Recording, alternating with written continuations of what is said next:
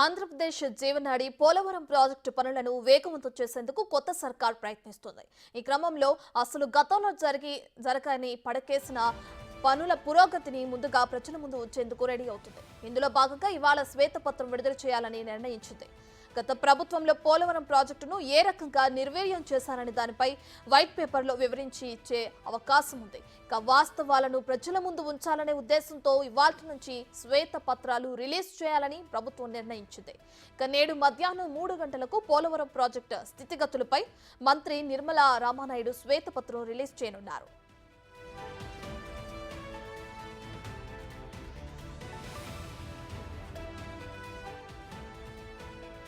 Right, ఇదే అంశానికి సంబంధించి మరింత సమాచారాన్ని అమరావతి నుంచి మా ప్రతినిధి శివ ఫోన్ లో అందిస్తారు. రైట్ శివ, ఇప్పటికే చూసుకుంటే అటు పోలవరం ప్రాజెక్టు సంబంధించి పనులను కొత్త సర్కార్ వేగవంతం చేస్తుంది. అయితే ఇప్పటికే పెండింగ్ లో ఉన్న పనులకు సంబంధించి శ్వేతపత్రం విడుదల చేయనున్నారు కదా, దీనికి సంబంధించిన డీటెయిల్స్ ఏ విధంగా ఉన్నాయి, అప్డేట్స్ ఏంటి?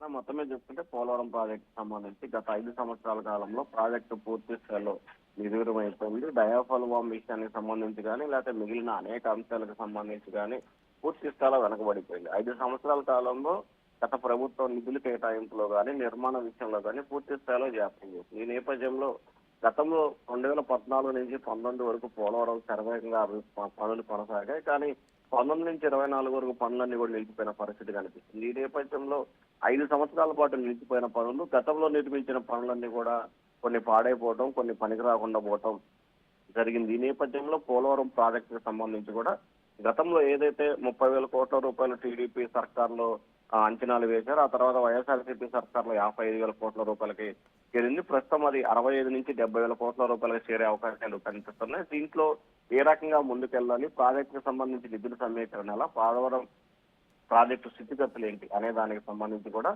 పూర్తి స్థాయిలో ఒక శ్వేతపత్రం విడుదల చేయాలని చెప్పి కూడా రాష్ట్ర ప్రభుత్వం ఆలోచన చేస్తా ఉంది. ప్రతి శాఖకు సంబంధించి కూడా మొత్తం 8 శాఖలకు సంబంధించి కూడా శ్వేతపత్రాలు విడుదల చేయాలని చెప్పి మొన్న కేబినెట్ లో కూడా ఏపీ సర్కార్ నిర్ణయం తీసుకుంది. దానిలో భాగంగానే ఈ రోజు పోలవరం ప్రాజెక్టుకు సంబంధించి మొదటిసారిగా మధ్యాహ్నం 3 గంటలకు ఏపీ సచివాలయంలో నీటిపారుదల శాఖ మంత్రి నిమ్మల రామనాయుడు పోలవరం ప్రాజెక్టుకు సంబంధించి స్థితిగతులు, అసలు పోలవరం ప్రాజెక్టు కట్టిన దగ్గర నుంచి ఈ రోజు వరకు ఉన్న పూర్తి స్థాయిలో వివరాలన్నింటినీ కూడా ఆయన రాష్ట్ర ప్రజలకి వివరించబోతున్నారు. రత్న.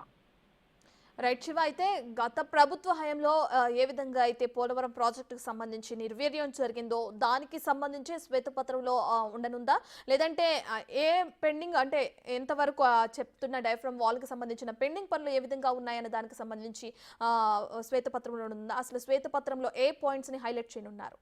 అంటే ఒక పోలవరం ప్రాజెక్టు సంబంధించి అసలు ప్రాజెక్టు పూర్తయిన దగ్గర నుంచి, అంటే ప్రాజెక్ట్ ఎప్పుడైతే గతంలో రాజశేఖర రెడ్డి ముఖ్యమంత్రిగా ఉన్నప్పుడు 2004-05లో ప్రాజెక్టుకి శంకుస్థాపన జరిగింది. అంటే 2004 నుంచి 2013 అంటే ఉమ్మడి రాష్ట్రంలో పోలవరం ప్రాజెక్టుకు సంబంధించి ఈ విధంగా నిర్మాణం జరిగింది.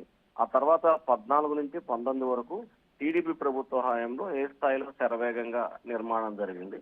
19 నుంచి 24 వరకు వైసీపీ సర్కార్ ఆ ప్రాజెక్టుని నిర్మాణం చేపట్టకపోగా ఏ స్థాయిలో దాన్ని నష్టం చేకూర్చింది అనే దానికి సంబంధించి రివర్స్ టెండరింగ్ పేరుతో ప్రాజెక్టుని పూర్తి స్థాయిలో నిర్లక్ష్యం చేశారు. సో తాము ఇప్పుడు వచ్చిన తర్వాత ఈ 10 రోజుల వ్యవధిలో తాము చేసింది ఏంటి, ఇక రానున్న రోజుల్లో చేయబోయేది ఏంటి. సో వైసీపీ సర్కార్ అవలంబించిన విధానాల వల్ల రాష్ట్ర ప్రభుత్వ ఖజానాకి ఎంత నష్టం వచ్చింది, దానివల్ల జరిగే పరిణామాలు ఏంటి, ముఖ్యంగా ప్రాజెక్టుకు సంబంధించి అవగాహన లేని మంత్రులు గతంలో అటు అనిల్ కుమార్ కానీ లేకపోతే అంబటి రాంబాబు కానీ వీరిద్దరూ కూడా అవగాహన లేకుండా వ్యవహరించడం మూలంగానే ప్రాజెక్ట్ పరిస్థితి ఈ రకంగా ఉందనే దాన్ని పూర్తి స్థాయిలో గణాంకాలతో సహా, అంటే 2014 నుంచి 19 వరకు తమ హాయంలో పోలవరం ప్రాజెక్టుకు సంబంధించి ఏదైతే ఎత్తుకు సంబంధించి కానీ లేకపోతే గ్రౌండ్ రియాలిటీకి సంబంధించి కానీ పునరావాస కేంద్రాలకు సంబంధించి కానీ డయాఫాల్ వామ్ విషయం కానీ ఎంత పర్సెంటేజ్ లో పూర్తయినాయి, అలాగే 19 నుంచి 24 వరకు ఎంత పర్సెంటేజ్ లో పూర్తయినాయి అనే దానికి సంబంధించి పూర్తి స్థాయిలో గణాంకాలతో సహా రాష్ట్ర ప్రజల ముందు ఉంచేందుకు ఏపీ సర్కార్ సిద్ధమవుతా ఉంది. Ratna. Right, thank you Shiva.